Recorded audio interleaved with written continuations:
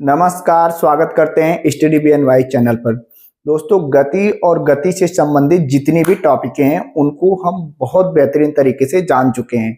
जिन छात्र को गति और गति से संबंधित विषय वस्तु की जानकारी चाहिए तो वो हमारे चैनल पे विजिट कर सकते हैं, प्लेलिस्ट बनी हुई है।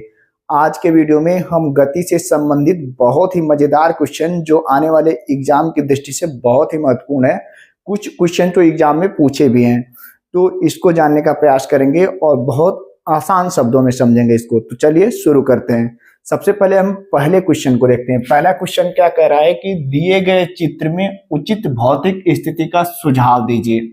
यानी हमारा ये जो ग्राफ है, इस ग्राफ को पहले समझना है और इसके बाद इसकी भौतिक स्थिति का वर्णन करना है। यानी कौन सी ऐसी भौतिक स्थिति होगी जो इस ग्राफ का निरूपण करेगी। सबसे पहले हम पहले ग्राफ की बात करें तो पहले ग्राफ में जो हमारा y एक्सिस है वो किसको दर्शा रहा है, तो ये विस्थापन यानी डिस्टेंस को दर्शा रहा है, और जो x एक्सिस है वो किसको दर्शा रहा है, तो t यानी टाइम को दर्शा रहा है। यानी ग्राफ की जो लाइन है कुछ इस प्रकार है। यानी पहले वस्तु क्या है, विरामावस्था में है, यानी यहाँ कुछ टाइम है, फिर ऐसे टाइम बढ़ रहा है लेकिन वस्तु क्या है, रुकी हुई है। लेकिन यहां से वस्तु का वेग क्या हो रहा है कि बढ़ रहा है, और बढ़ते बढ़ते वस्तु का वेग जहां अधिकतम हो जा रहा है, फिर वहां से वस्तु का वेग क्या हो जा रहा है, घटने लग रहा है, और यहां से घटते घटते आके जहां इसके बाद यह वस्तु क्या हो रही है, रुक जा रही है। अब इसका भौतिक स्थिति बताना है कि ऐसा कब होगा। तो इसकी भौतिक स्थिति कब होगी, जब हम किसी वस्तु या बॉल को जब हम किक मारते हैं। यानी पहले वस्तु क्या है, विरामावस्था में है, जब किक मारते हैं तो वह वस्तु क्या एक समान वेग से आगे जाती है, और वह वस्तु आगे जाकर किसी दीवार से टकराती है, और इसके बाद उसका वेग क्या होता है, अपोजिट डायरेक्शन में। यानी वेग की स्थिति देखिए बदल जा रही है, पहले वेग की दिशा इधर है, फिर इधर आ जा रही है। यानी पहले स्थिति क्या है, ऐसे दूरी इधर जा रही है, फिर दूसरी दिशा में आ रही है। यानी वह वस्तु दीवार से टकराकर उसका वेग क्या हो रहा है, बदल जा रहा है, और धीरे धीरे वेग उसका क्या हो रहा है, शून्य हो जा रहा है। यानी इसकी स्थिति क्या होगी, यहां लिख सकते हैं कि किसी वस्तु का किसी व्यक्ति द्वारा, यहां व्यक्ति द्वारा बॉल को किक करना, किसी व्यक्ति द्वारा बॉल, जिसे हम क्या बोलते हैं, गेंद को किक करना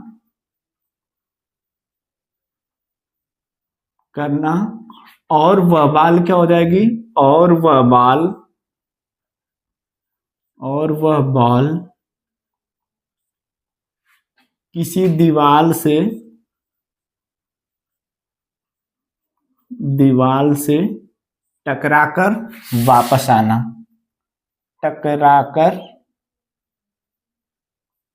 लौटना लिख दे रहे हैं।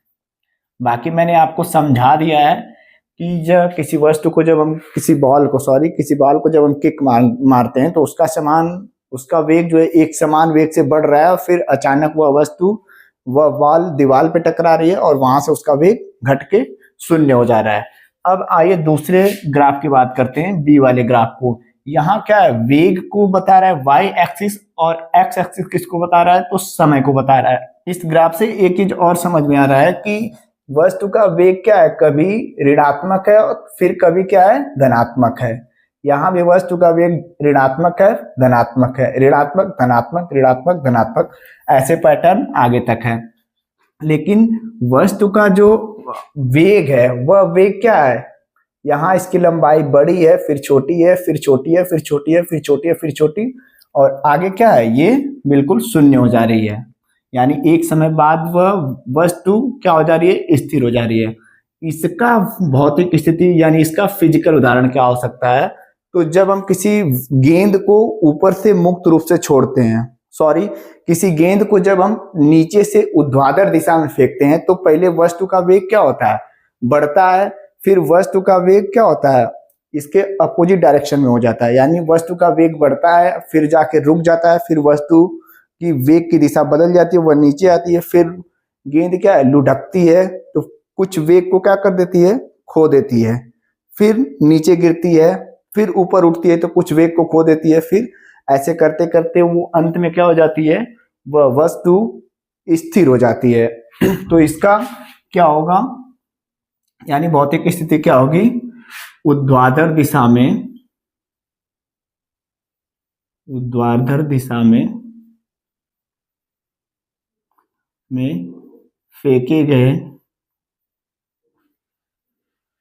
गेंद की गति। किसकी? गेंद की। गेंद को जब ऊपर फेंकेंगे तो गेंद क्या होगा, एक समय स्पीड बढ़ेगी, फिर दिशा वेग की बदलेगी, पुनः दूसरे टक्कर में क्या होगा, वेग कुछ कम हो जाएगा, यानी वेग को खो देगा, ऐसे खोते रहेगा और एक टाइम पे इसका वेग क्या हो जाएगा, शून्य हो जाएगा, यानी वह वस्तु विरामावस्था में होगी। तीसरा क्या दिया है, त्वरण और समय का ग्राफ दिया है। और क्या कर रहा है कि पहले ये क्या है, त्वरण शून्य है, अचानक यहाँ से क्या है, त्वरण बहुत तेजी से बढ़ता है, फिर यहाँ त्वरण अधिकतम होता है, फिर त्वरण क्या होता है, धीरे धीरे कम हो जाता है। इसकी भौतिक स्थिति क्या होगी, जब कोई गेंद को क्रिकेटर जो होता है, जो बल्ला लेके खेलता है, वो जब बॉल को मारता है तो जैसे ही बॉल को मारता है, बॉल ऐसे जाती है। कैसे जाती है? ऐसे जाती है। जब जहां बॉल गेंद से टकराती है तो वहां उस बॉल के बैट के झटके से उसका जो वेग होता है अचानक बढ़ता जाता है, यानी उसमें एक त्वरण आ जाता है और वह त्वरण धीरे धीरे बढ़ता जाता है। और जब वह वस्तु क्या होती है, फिर उसमें त्वरण, वस्तु रुकती है, फिर त्वरण घटने लगता है, यानी एक समय वस्तु का त्वरण बढ़ता है, फिर क्या होता है, धीरे धीरे त्वरण कम हो जाता है। तो इसकी स्थिति क्या होगी, तो किसी क्रिकेटर, यहां लिख देने, क्रिकेटर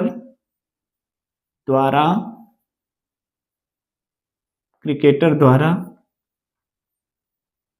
मारी गई गेंद की गति, मारी गई गेंद, यहां ये लिख सकते हैं, क्रिकेटर द्वारा मारी गई गेंद। एक चीज यहां आप कंफ्यूज हो रहेंगे कि जब वस्तु का वेग धीरे धीरे बढ़ता है, यानी उसका त्वरण भी क्या होता है, एक समय तक त्वरण तो बढ़ता है लेकिन कम होता है, फिर कम होकर क्या होता है, अचानक धीरे धीरे कम होके त्वरण जो होता है वो शून्य हो जाता है। तो ये कैसी स्थिति उत्पन्न होगी, तो किसी क्रिकेटर द्वारा गेंद को बल्ले से मारने की स्थिति। और कब, जब वह बल्ले से गेंद को मार रहा है, तो ये इसका फिजिकल स्थिति ये है, क्रिकेटर द्वारा मारी गई गेंद की गति। अब आइए क्वेश्चन नंबर 2 को देखते हैं। कह रहा है कि निम्नलिखित में से कौन सा ग्राफ जो है एक विमीय गति को प्रदर्शित कर रहा है। यहाँ ग्राफ दिया गया है, पहले ग्राफ में क्या दिया गया है कि ये x है, यानी डिस्टेंस है, और इधर क्या है, टाइम है। अब ये ग्राफ जो हमारा कुछ इस प्रकार है, आइए इसको देखते हैं, क्या यह एक विमीय गति को प्रदर्शित कर रहा है। ग्राफ कैसा है, तो कुछ इस प्रकार है। यहाँ एक चीज समझने वाली बात है कि मान लीजिए यहाँ ये इधर क्या है, टाइम है, इधर क्या है, डिस्टेंस है। यहाँ कोई टाइम हम मान लेते हैं t डैश है, क्या है, t डैश। अब ये क्या है, वस्तु की स्थिति है, यानी t डैश पे क्या, आप बताइए कि वस्तु t डैश पे यहाँ भी हो सकती है या यहाँ भी हो सकती है, यानी कोई वस्तु क्या एक ही समय पे यहाँ भी हो सकती है, यहाँ भी हो सकती है, ये तो संभव नहीं है। तो यानी ये ग्राफ क्या है, बिल्कुल गलत है। क्यों गलत है, कोई वस्तु एक टाइम पे केवल एक जगह पे रह सकती है, यानी उसकी स्थिति जो होगी वो क्या होगी, केवल एक होगी। और यहाँ स्थिति क्या बता रहा है, यहाँ भी बता रहा है और यहाँ भी बता रहा है। दूसरे चित्र की बात करें तो यहाँ एक वृत्त बनाया गया है और इधर क्या है, वस्तु का वेग है, और इधर क्या है, ये टाइम दिया हुआ है। यहाँ भी वही स्थिति है, यहाँ कोई टाइम अगर क्या होगा, t डैश होगा, इस t डैश पे किसी वस्तु का वेग क्या ऋणात्मक भी हो सकता है और धनात्मक भी हो सकता है, यानी केवल एक ही क्षण वस्तु का वेग पॉजिटिव भी और ऋणात्मक भी, ऐसा नहीं हो सकता है। तो ये भी क्या है, गलत है। और सामान्यतः वस्तु का वेग क्या होता है, धनात्मक होता है या फिर शून्य हो सकता है, वेग ऋणात्मक नहीं होता है, सॉरी वेग ऋणात्मक होता है, लेकिन यहाँ जो स्थिति दिया है ये एक ही टाइम पे दो स्थिति को बता रहा है, तो ये भी क्या है, गलत है। अब यहाँ क्या दिया है, यहाँ v है, तो यहाँ यानी वेग, यानी यहाँ डायरेक्शन दिया है, तो ये वेग है, क्या है, वेग है, लेकिन ये क्या है, चाल है, क्योंकि यहाँ दिशा नहीं है। अब ये चाल है, इधर क्या है, टाइम है। इस ग्राफ से क्या समझ में आ रहा है कि यहाँ चाल को क्या, ये इधर भी पॉजिटिव है तो इधर क्या होगा, यानी चाल इधर क्या होगा, ऋणात्मक होगा। तो क्या किसी वस्तु का या पिंड का या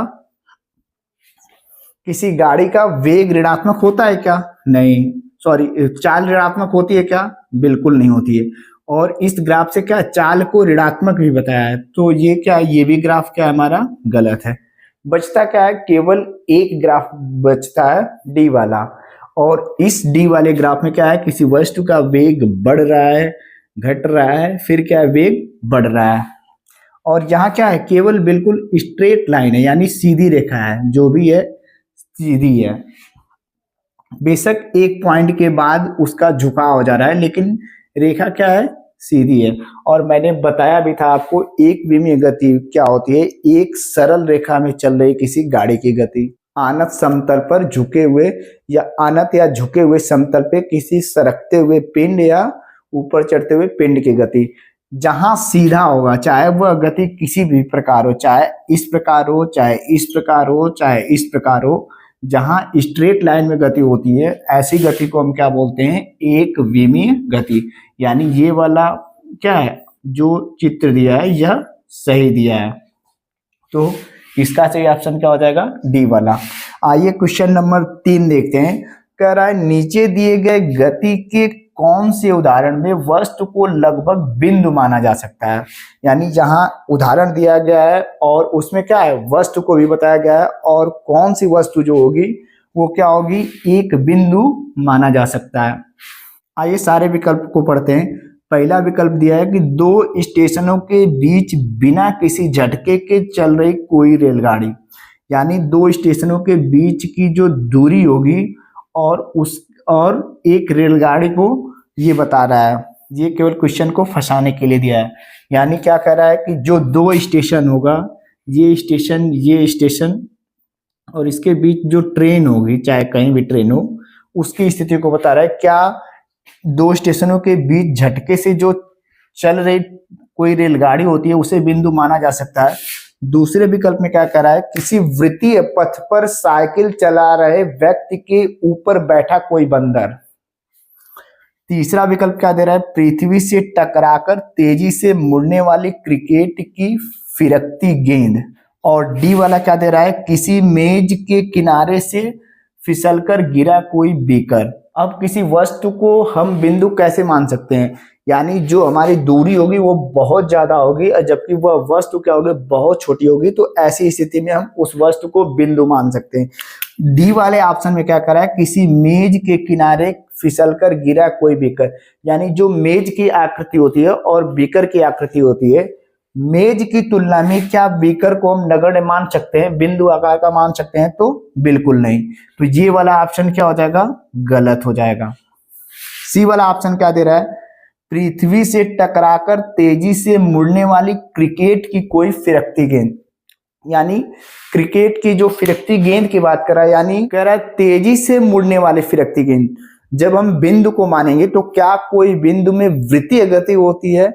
तो बिल्कुल नहीं, क्योंकि प्रत्येक बिंदु से किसी की क्या होती है, किसी 2D आकृति की संरचना होती है। तो इस प्रकार से ये ऑप्शन क्या हो जाएगा, गलत हो जाएगा, क्योंकि यहाँ वृत्तीय गति की बात कर रहा है। क्या कोई बिंदु, क्या इस बिंदु में वृत्तीय गति हो सकती है? कैसे हो सकती है, बिल्कुल नहीं होगी। अब बी वाला ऑप्शन क्या दिया है कि किसी वृत्तीय पथ पर साइकिल चला रहे व्यक्ति के ऊपर कोई बैठा बंदर। हाँ, ये स्थिति हो सकती है, लेकिन कब होगी, जब वृत्त का जो वृत्तीय पथ होगा वो बहुत बड़ा होगा और उसके सापेक्ष में व्यक्ति और व्यक्ति के ऊपर बैठा बंदर जो है वो बिंदु आकार का होगा। तो कैसी स्थिति में हो सकता है, जब वृत्तीय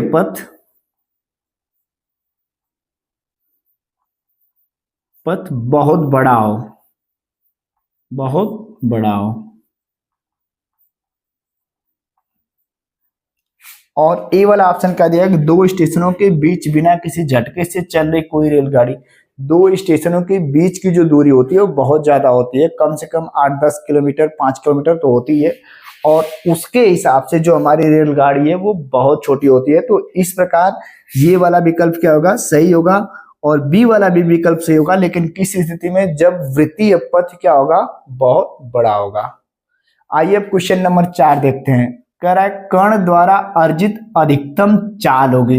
ये चित्र दिया है और इस चित्र में क्या है, जहां ओरिजिन पॉइंट है ये 0 0, और ये क्या दर्शा रहा है, टाइम को दर्शा रहा है, और ये क्या दर्शा रहा है, त्वरण को दर्शा रहा है।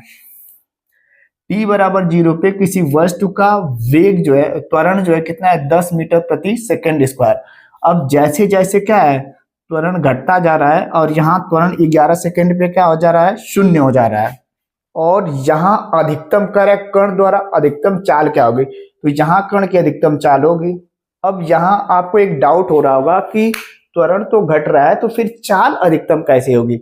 अब आप बताओ, जब हम किसी वस्तु को निर्वात में छोड़ रहे हैं, तो जो एक मैक्सिमम चाल त्वरण दे दिए, एक्सीलरेशन कितना, 10 मीटर प्रति सेकेंड स्क्वायर, तो उसका जो चाल होगा, इसके बाद बेशक हम त्वरण को कम कर रहे हैं, लेकिन वो क्या होगा, चाल में जुड़ता जाएगा, और अंतिम चाल जो होगी वो अधिकतम होगी। अब समस्या ये है कि इसकी गणना कैसे हम करें। तो जब हम चाल को गणना करें, ये मैक्स पूछ रहा है अधिकतम, तो यहाँ मैक्स लिख ले रहे हैं। और इस ग्राफ से हमें चाल कैसे निकल सकती है, पहले चाल का मात्रक क्या होता है, यहां लिखते हैं, मीटर प्रति क्या होता है, सेकेंड होता है, मीटर प्रति सेकेंड। अब हम इस ग्राफ में करें क्या कि मीटर प्रति सेकेंड आ जाए, तो एक चीज आप जान लीजिए, जब त्वरण हो और समय का ग्राफ हो, तो उसमें जब हम क्या, जो बंद पाथ बनता है, यानी बंद जो आकृति बनती है, बंद जो आकृति बनती है, अगर हम उसका क्षेत्रफल निकाल देते हैं, तो वो क्या निकल के आता है, वो मैक्सिमम चाल निकल के आती है। और ऐसे भी हम समझ सकते हैं कि जो चाल होगी वो कैसे आगे, मीटर प्रति सेकेंड से, और जब हम इसका क्षेत्रफल निकालेंगे तो ये सेकेंड क्या होगा, मल्टीप्लाई होगा, और इस मल्टीप्लाई से यानी ये वाला सेकेंड जो होगा क्या होगा, इस वाले सेकेंड से कट जाएगा, तो 1 सेकेंड यहाँ बच जाएगा, तो मीटर प्रति सेकेंड निकल भी जाएगा। तो ऐसे भी समझ सकते हैं। बाकी ग्राफ में आप याद रखिए, जब एक वाई एक्सिस पे त्वरण हो और एक्स एक्सिस पे समय हो, तो जब हम इसका क्लोज जो क्या बनती है, आकृति बनती है, उसका क्षेत्रफल निकालते हैं, तो वो क्या निकल के आती है, चाल। और ये अधिकतम चाल पूछ रहा है, तो कहाँ निकालेंगे, तो 11 सेकेंड पे निकालेंगे, यानी वस्तु का अधिकतम चाल क्या होगा, यहाँ होगा। बेशक त्वरण जो होगा वो क्या होगा, शून्य होगा।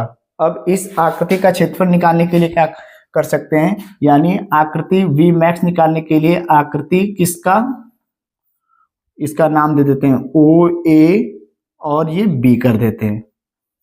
तो आकृति ओ ए बी का क्षेत्रफल, और यहां से क्या है, एक समकोण त्रिभुज है, क्या ये आकृति क्या है, समकोण त्रिभुज है। तो समकोण त्रिभुज का क्षेत्रफल कैसे निकालते हैं, तो 1/2 गुणे आधार गुणे ऊंचाई। ऊंचाई क्या है, त्वरण है, और अधिकतम ऊंचाई यहां तक क्या है, 10 है। यहां से क्या निकल के आएगा, 1/2 गुणे आधार निकालते हैं, आधार यहां से यहां तक कितनी है, तो 11 सेकंड है, और ऊंचाई कितनी है, तो 10 है। यहाँ त्वरण यानी यहां तक 10, तो क्या निकल के आएगा, वी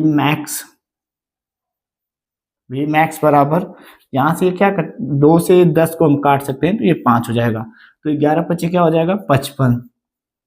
तो 55 मीटर प्रति सेकेंड, यानी इसकी अधिकतम चाल कितनी हमें प्राप्त होगी, तो 55 मीटर प्रति सेकेंड।